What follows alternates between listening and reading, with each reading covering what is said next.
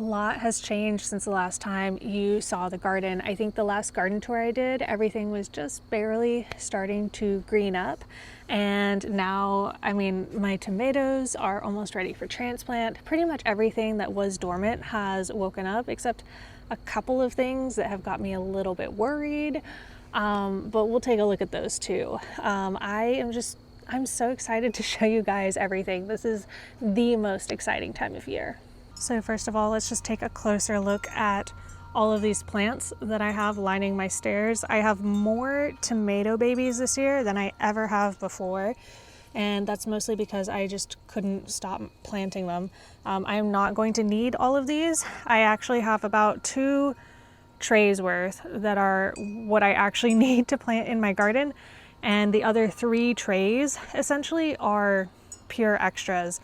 So I'm probably going to be trying to sell a lot of these extra tomatoes. But a lot of them are looking really, really good. And I'm pretty excited. I also have even more tomatoes that are not pictured that have not even sprouted yet. So this year I am actually growing something called a storage tomato, a long keeper tomato. These are tomatoes that are made to sit at room temperature for like months.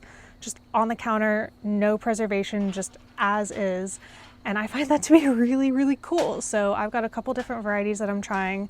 One of them is a standard long keeper variety, and the other one is a very special newly bred variety. I will link the person who bred them down below. It sounds like this might be one of the first years that they're actually offering these varieties. So if you guys want to get in on that, you can.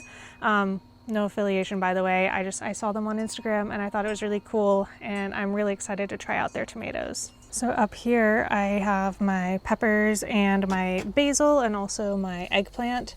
These are looking really, really good. This tray in particular I was actually worried about. They looked terrible, not even just 5 days ago. I can show you, I took a little video just in case they improved to see the side by side. And I think these guys are actually going to make it. They got a bad case of aphids, and now all the new leaves look really green and healthy. So I'm excited about that. I also have a ton of really healthy looking eggplant starts this year and a ton of really cute basils. I actually have a new variety of basil this year. This is a spicy globe bush basil, I think. It was a free seed that I got, and I'm excited to try it out. This last tray up here is actually full of very special plants. These are all rare perennials. I did an unboxing of these varieties over on my Patreon if you want to see it, but I have here some perennial kales, some perennial lettuces, some leeks, and I am especially excited about these ones. They're called northern pineapple. They're like I think a ground cherry relative. They are also called a giant Cape gooseberry, and they have husks like tomatillos. So these should be perennial. They should be very sweet. They should also store at room temperature really, really well. So I am very excited to see how these plants do over the season. From afar, I think it looks like probably not a lot has changed out here in the main garden. I haven't started planting out any of my spring stuff yet, but we do have still all of the winter stuff to take a look at, and a couple of things that are coming back that I find to be very exciting. So right here along the first row is where I have my Brussels sprouts and my garlic, and it's been warm enough that my Brussels sprouts are starting to bolt. Not all of them, but this one in particular is already flowering. The garlic is looking great, but the more interesting thing along this row is actually something that I thought was a weed that is coming up in here. If you see this little plant here and this one here, and there's just, once you start looking for them, you see them everywhere. And I am like 80% sure that this is skullcap that is coming back. And I did not think that it was going to propagate this way. It actually originally was over here, and last year it came back just in that spot. But everything I'm seeing is kind of emanating from that spot, like it sent its little roots out and everything is coming up from there. So if this does end up being skullcap, I find that to be very interesting because I just had no idea about that way of spreading that it has. I've also been noticing this weird thing going on with my Egyptian walking onions.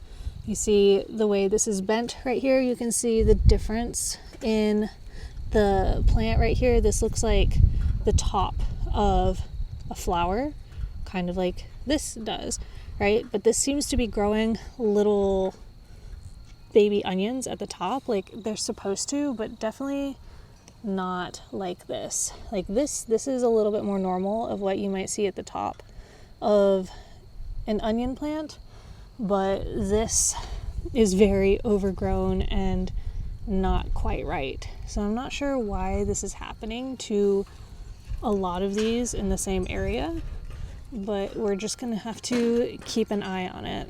Over here in this back corner, the marshmallow plant is coming back very nicely. This looks so healthy. Also right here at the end of the row, I noticed this bean sprout coming up. It is one of my purple pole beans, the variety Blue Cocoa. I know a lot of seeds dropped along here, and that is the first one that I've seen come up, but maybe that means it's time for me to start trying to plant some of my beans intentionally in here. Oh wow, I was not expecting to see that. This must have come up pretty suddenly. Look at that mushroom. I don't know what variety this one is, but I have been seeing a lot of wine caps around, and this looks like it could be an older wine cap mushroom. It's a lot harder to tell when they're older because they lose that wine color on top. Wine cap is an edible mushroom that a lot of people grow in their gardens because its favorite habitat is wood chips. And we've got a lot of wood chips here. A few years ago, I actually inoculated my wood chips with wine cap, and the first year the harvest was great. And then after that, I maybe didn't take care of it as well as I could have, or give it wood chips at the right time of year or something. And I felt like the harvest really declined after that. But this year, in places that are not here, which I will show you, but places that have had wood mulch, I am starting to see them again. I actually have had 3 whole dinners worth of mushrooms just from the wine caps popping up in my yard, and it has been delicious. So before I saw the mushroom, which you can see right there, it's so big, I was on my way over here because one, my carrots have sprouted and they're looking great, and a ton of little weeds came up too, and I am so worried about disturbing the carrot roots that I don't want to really pull all these little baby weeds. Also, there are so many of them, I would never ever get them all, especially not without destroying the carrots, so they kind of have to stay. But another really interesting thing that I've noticed is, if I can find one, here we go. This right here is a baby cucamelon, and it's got another neighbor right here. You can see the shape of that leaf right there. It's very cucumber. And I'm not sure if this is like coming up from the roots of the old plant that was in this area, or if this is just coming up from seeds of all the ones that got dropped. But either way, there are a lot of little baby cucamelon plants everywhere in here if you look hard enough. Here's another one right here. So that's actually the perfect segue for me to tell you about how I actually noticed those a couple of weeks ago, and I was able to post about it and chat about it with people who are in my private Discord channel. This is the Discord channel that is available to my patrons. If you're interested in joining the conversation, talking about your garden this season, getting advice from me specifically, then I highly recommend that you check it out. It'll be linked in the description below. So I just spotted something else, and it is a perfect example of why I think it's so important for me to be coming out here as often as I do and actually looking at the garden and trying to notice things, because last year there were a lot of things that kind of flew under the radar, and this year I feel like I'm catching everything. But this is a potato, and I haven't planted potatoes here in like a year and a half, and yet I am still seeing potato babies, and if there's one, there's almost definitely going to be more, so I've got to keep an eye out for that. Here at the end of another row, I have another set of Egyptian walking onions, and I just noticed that these guys are doing the same thing as those other ones, with the funky top into more onion, and I don't think that that's how it's supposed to look. I will put up a picture of how the tops of these things are supposed to look, which I'm not going to pretend is normal. They make essentially a little clump of onions at the top of their stem, but this is definitely not a normal thing for these onions to be doing. This looks like a glitch. Another thing that I just noticed today, which is, so this is the edge of the garden where the swale is right here, and along the hump of the swale I have irises. And I kept watching for them to come up and flower, and I just noticed that they are about to bloom. There is, I think, one other one way down there that is starting to bloom, but that is going to be so beautiful. All right, we're over in the raised bed section of the garden now, and I noticed an adorable little thing. This asparagus is coming up. It is purple, so it blends in, and I actually thought all the purple ones had died. So this is a massive surprise. And then it was an even bigger surprise when I noticed there's another one over here, another purple one. I actually had like 10 of them that I had planted in here, and they all looked so dead. They shipped with their roots moldy and everything, and so I'm just flabbergasted that there's actually anything here. I definitely won't be harvesting from this side this year because these things I think are barely making it, and pretty soon the asparagus on this side of the bed should be coming up. This is a more standard green asparagus. I don't remember what kind, but it was looking really healthy last year and I didn't really harvest off of it. You can see some of these leftover stalks, and so this year it should be doing really, really well.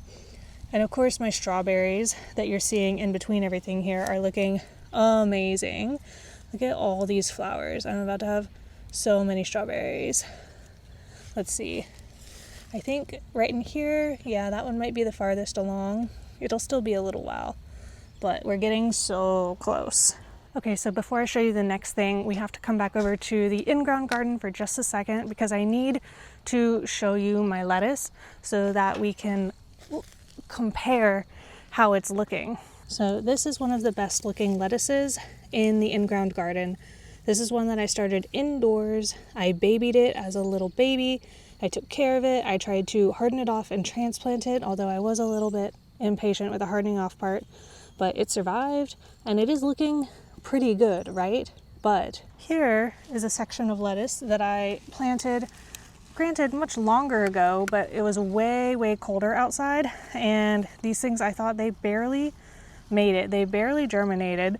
They've been through so many storms, so much cold. These guys were little babies when the ice storm hit, and now they're looking amazing. Like, this looks so much better than the stuff that is out in the in-ground garden right now. So I think maybe my lesson is, because of my impatience, I need to just sow a ton of winter lettuce and, you know, let what survives survives, because what survives is doing amazing. Something that's not doing so well though is this garlic bed. I had actually planted, so I planted this whole thing as densely as this row right here. The whole thing all the way across should be full of plants, and it is not. And I thought maybe they were going to come up when it warmed up, but it has been warm enough for long enough that I'm thinking nothing else is going to come up. And that's pretty disappointing, because this represents like about 50 heads of garlic that I am no longer going to get, that I was relying on. So that's pretty upsetting, especially because I didn't have enough garlic this past year, and I was really trying to rectify that this year, and it makes me feel not nearly as crazy for overplanting as much as I did, because everything that's over in the main garden is looking great, and I'm just so happy that I committed to doing both. All right, let's look at how the blueberries are doing. The sunshine blueberry is looking the best, as expected. It seems to like my area the best. And I think some of these are actually pollinated at this point, which is really exciting. And there's still a ton of flowers waiting to be pollinated. But this plant looks really, really good. The one next to it looks pretty good as well, although not quite as heavily laden with flowers. And then the newer Sunshine, this little baby, it's about 2 years younger than the other one. It also has a ton of little flowers on it. The blackberries and the raspberries have fully greened up since the last time you saw them. I think these were just barely starting to bud out the last garden tour I did, and now we have little flower buds that are going to open very soon. The raspberries, I am sure that they have little buds too. Yep, here we are. Little tiny flower buds. So these are going to be a little bit later than the strawberries. It'll be, I think, another month before I can expect to be harvesting these berries. Another super fun thing I want to show you is my rhubarb, and this is my update for my dad, who I know is also watching. He's very excited about my rhubarb, which I am growing almost exclusively for him to make strawberry rhubarb pie this year. It is looking really good. One of them is doing a little bit better than the other, but these are the only two I have left. If you remember, I actually had 6 plants here initially, and they were from the Experimental Farm Network, which gave me a packet of seeds that is like a breeding Grex, which means that every single seed is not genetically stable from the parent. So every seed is going to give you a slightly different variation. And it's for breeders, it's for people who want to be able to select traits in their plants and then proliferate those traits, right? And what I accidentally ended up doing is just selecting the ones that survive in my area. I thought I would have more to choose from, but only 2 survived, so those are the 2 that have been selected. We also have to look at the tulips over here in the fruit tree area. I am obsessed with these. Like, look at that color and look at its little friend. I think that is so cute. This is their first year and it already has a friend. I have been taking pictures of these guys non-stop because they are gorgeous. Even the daffodils are gorgeous. Just look at these colors. I'm so excited about them. The tulips are one of the main reasons I started actually coming outside more often, because I know that they only bloom for a very short period of time and they are so pretty. I wanted to be able to fully appreciate them before they're gone. So I've been coming out here like every day that I have time to just look at them and appreciate them. And they are so pretty that, like, you know, when you get cute aggression with like a kitten and it's so cute, you just want to squeeze it, but you can't because you'll hurt it. I have like tulip aggression. Like I want to crush them. They're so beautiful, if that makes sense. Here's another one with this coloring that also has an adorable little buddy. So this is the area where most of the wine cap mushrooms I was talking about actually came up. And this is an area I've never inoculated with them, but last year I did cover it in wood chips, and I bet that that's why that they are here. And actually, I just found some more. I've been finding these almost every day since I noticed they started coming up. And these ones are just a little too old to be good for fresh eating, but I'll go ahead and pick it and show you anyways. So you can see a little bit of the remnants of that wine color underneath, and they aged to this like kind of brown tan color. And there was this veil underneath, which is now attached to the stem, and it looks kind of toothed. And that's a major way to identify them. But if you want to be really, really certain, you should take a spore print, and the spore print should be like a black purplish color. So what I'm going to do with these, because they are a little bit past fresh eating, is I'm going to clean them up and I'm going to put them in the freezer, and then they'll end up in the next batch of vegetable broth that I make. And look at that one. Oh my goodness. Beautiful. Right next to it, my LSU purple fig is coming back. And it's got these adorable little leaves on it. This is actually my first fig to actually start coming back. This fig right here looks like it had a little bit of damage to the fresh buds. So it feels like it's still alive, but it's gonna be a little bit behind, and it might even need to come up from lower down, because like this upper part for sure feels like it died probably in the ice storm As a reminder, it got down to 7 degrees Fahrenheit here, which is extremely cold for this area. And so a lot of my plants, I'm like questioning it just a little bit. Another example of one I'm not so sure about, this is my dwarf pomegranate. And you can see, or maybe you can't see because they're not there, you can see there's a lack of anything to see.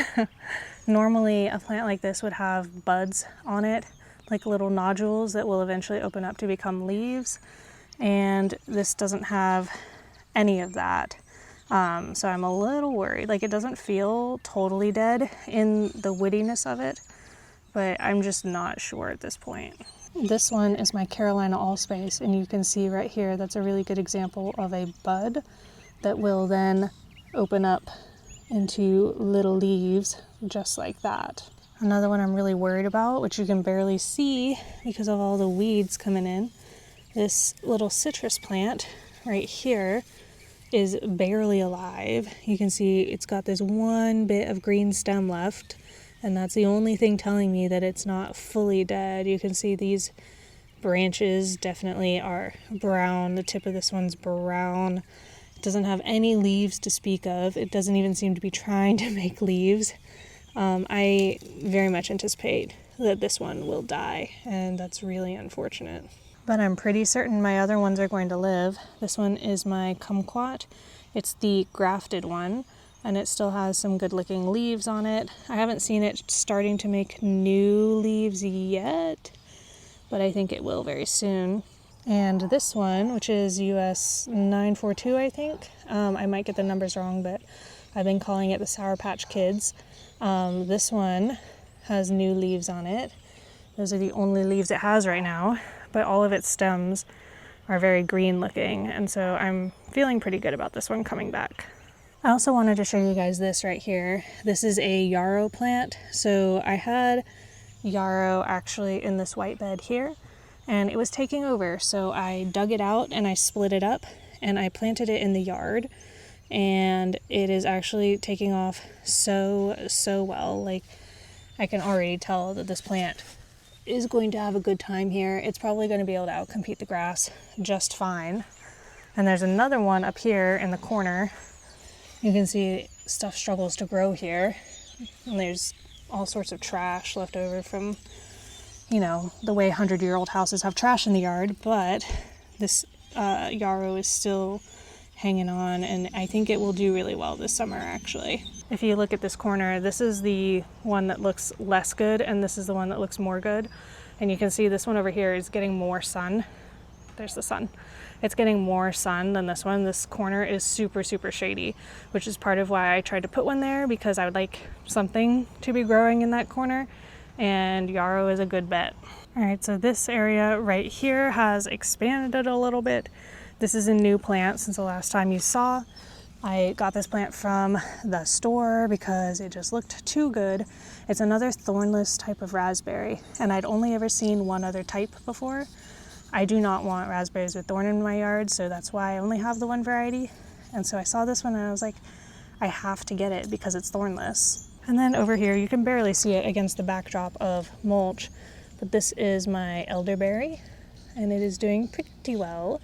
Some of the earlier leaves that came out, I think, didn't do too well with the cold snap that we had, but I think it's doing just fine, and maybe it will actually fruit for me this year. And I can't believe I almost forgot to show you this stuff on the pergola. All these leaves are my hardy kiwi coming back. It is doing such a good job. Like, look at all of this. It looks so good. And I was thinking, oh, the kiwi's coming back, but the grapes aren't. And then I saw these, and you can see these buds are just about to open. I think these ones are the most open that I can find. But the grape is coming back. And if you remember this plant right here, I harvested some grapes from like way down here last year, and that was the only grapes I got from the whole thing. But it was a little baby last year too, and I've got a lot of growth since then. So I'm just like really excited to see how it goes this year. And look at how pretty that twist is. I don't know if that's bad for it that I let it do that, but with the little leaves coming out, that is so pretty. I just noticed a little insect friend too. This looks like grasshopper adjacent. I'm not really sure. Okay, so I just asked iNaturalist what it is, and it's saying pale green assassin bug. And that seems to be about right. I don't usually get to see assassin bugs, but these guys are really good beneficials in the garden. They eat a lot of other stuff. All right, so it is starting to get dark. I know it doesn't really show well on camera, but it is getting very close to twilight now. But thank you guys so much for coming with me on this tour, and I will see you next time. If you aren't already subscribed, please subscribe, and I will see you next time. Until then, happy gardening.